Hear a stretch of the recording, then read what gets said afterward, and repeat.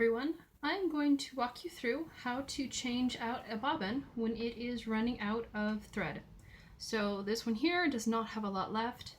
Granted, I don't have a lot left to do for this neckline trim that I'm working on, but better safe than sorry, so I'll swap it out and show you how it's done. First thing we're going to do is we're going to need to put more thread on the bobbin. So I'm only adding a yard right now. Like I said, I don't have a lot left that I need to do. I will be able to use it for something else later, I'm sure. Even if it's just to test a pattern.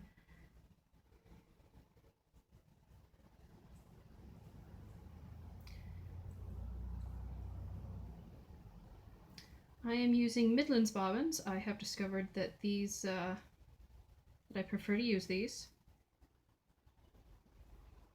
Square knots go on top of each other, not around the other side.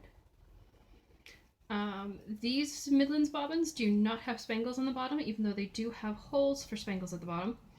I find this very useful when I need to swap out a bobbin, because I can mark which bobbins are the one that needs to be swapped and the one that is going to be doing the swapping with a little bit of thread.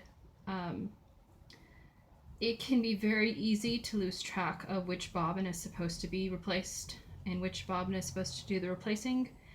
With a little bit of thread hanging off the bottom, it's really easy to spot which two are supposed to be staying together throughout this process.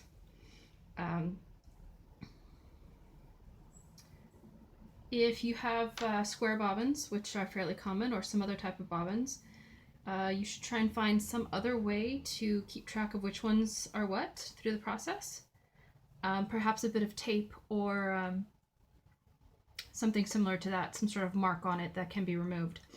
So now that I have my bobbin wound up, I've got my half hitch on it, and I tied a little knot on a pin that is going to anchor the bobbin that I am replacing until it is ready to leave the rest of them.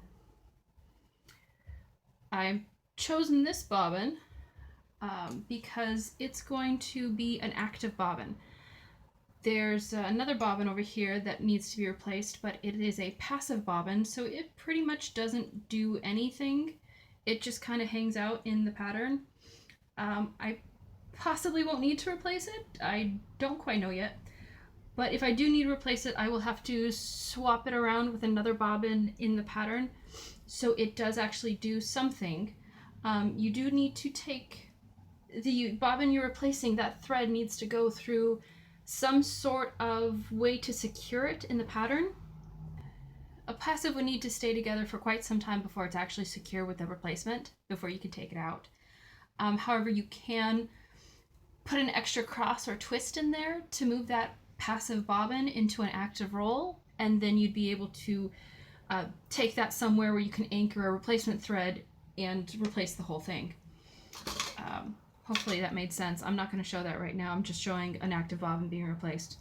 So these two have my bits of sewing thread on the end. These two need to stay together and be used as a pair of bobbins from this point on. And so that pair will hang out there, and then this pair, double pair, since one's a replacement, is going to go work through the rest of the pattern and lock itself in place. A lot of that is going to be quite boring, so I'm going to speed up through bits of it so you guys don't fall asleep on me.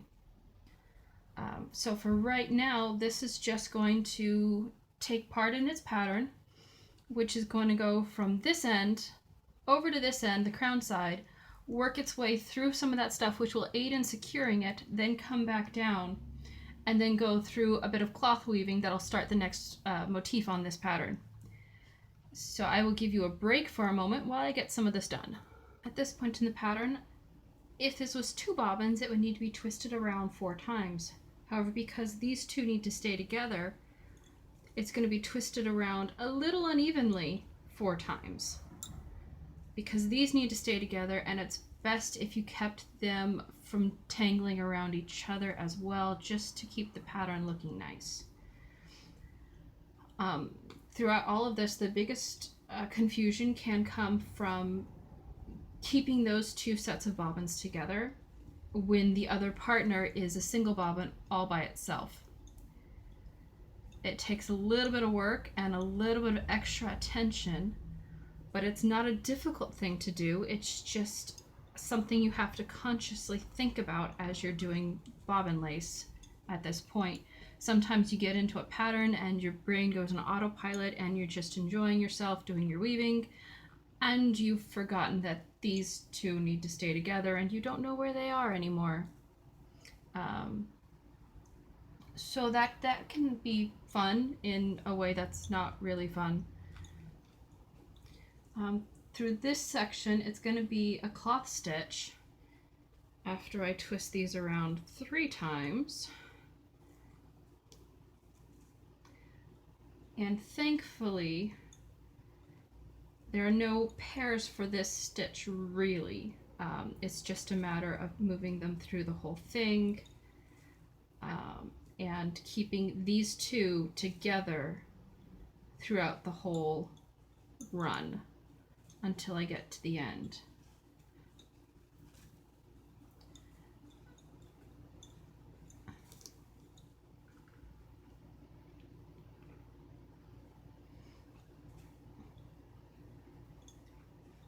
And then here again, we're twisting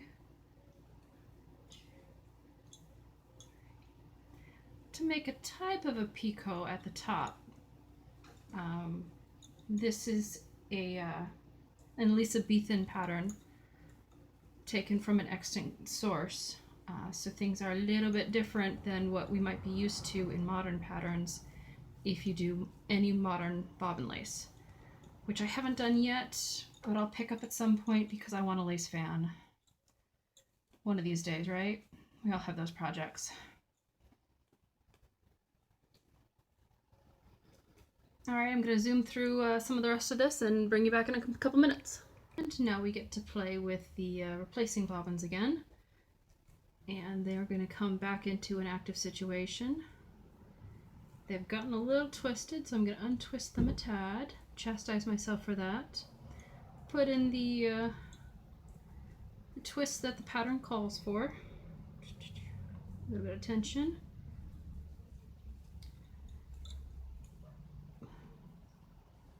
Move them into active use.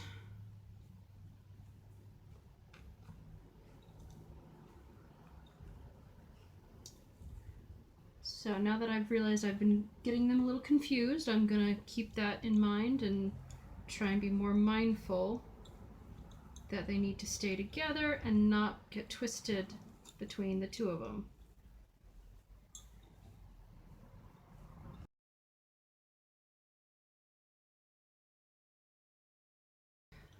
You might be wondering, how long do you keep this in the pattern and keep this pattern going while you're trying to change out your bobbins? A lot of that depends on what parts of the pattern the bobbins are going through. If they're going through picots, it's really fast. A couple of picots and you've got things locked in quite nicely. But if you have no real knotted picots in there, then you're gonna be going for a little longer through a plate or two. Cloth stitching I don't think is quite good enough to hold it in place. But a couple plates, a couple turns, you just want to make sure you feel comfortable with it, because in the long run, it's going to be your stuff that's falling apart if you didn't knot it well enough. So how long do you think it needs to be in there for to be secure? I've come up with a length that I feel comfortable with, depending on the pattern and depending on what it goes through in the pattern. And we are actually getting close to the point where I think it's been through enough that will secure it, but we'll see soon. Downside to linen, while it's very nice to actually do bobbin lace and it holds its shape very well, it doesn't always want to release off through the half hitch down for keeping things even.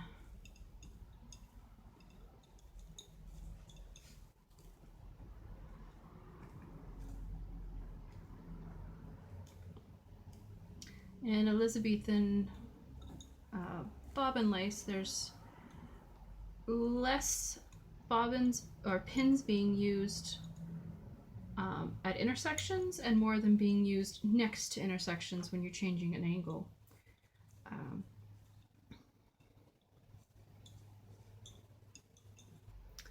All right, we are getting close to done. We are starting a new motif from the same pattern, and we are going to be changing these and putting, well, not changing, but they're going to be moving back into the pattern. And at this point, I'm just going to pull the one I'm replacing out and let it hang way back there. We are down at the foot side, so what I'm going to do later is I'm going to leave plenty of thread here before I clip this bobbin off, and then I'll be able to use that thread to sew this into the neckline of the smock that's going to go into. I will often do that with the bits of thread that are hanging out. If I can get them to the foot side, I try and leave them there so I can then use that to help sew in some of the stuff, some of the lace onto whatever it is I'm sewing it to, and not be quite so wasteful with kind of expensive linen thread. Well, expensive when you compare it to polyester or cotton. It's not terribly expensive all on its own.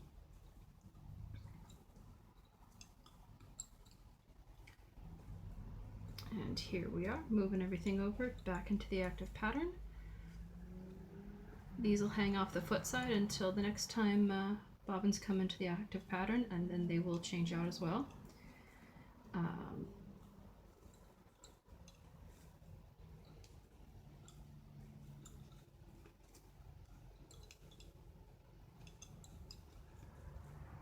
Oopsie, you don't go there.